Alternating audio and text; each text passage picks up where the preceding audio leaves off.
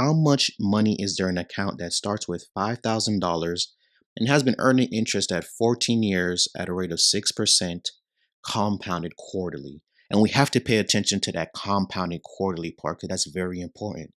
So we know the formula for compound interest is A is equal to P times 1 plus R divided by N to the N times T power. And when we start filling this information in, family, we know that P is just the starting amount. So we're talking about the $5,000. And then we have 1 plus the interest rate. Please make sure you convert 6% to a decimal. So when we convert it to a decimal, this is going to be 0.06 all over N, which is just the number of times it's compounded. If it's compounded 6% quarterly, remember, there's 4 quarters in a year. So please don't forget that.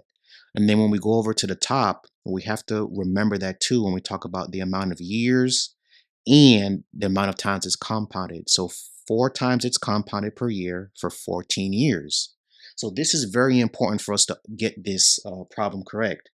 Now, when we start solving this, we're going to start off inside the parentheses.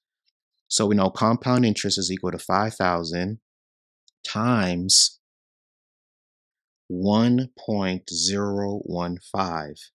And then when we take care of the exponents, 4 times 14, this is to the 56th power. So this is what we're going to use to figure out what is the compound interest. So we're going to take 1.015 to the 56th power, and then we're going to multiply that by 5,000. Once we do, we're going to get $11,509.82 when we round. So when it comes over to compound interest, just please make sure you understand and whether the interest is going to be compounded 1 time a year if it's annual, 2 times a year if it's semi-annual, or 4 times a year if it's quarterly. This is very important to get these type of problems correct.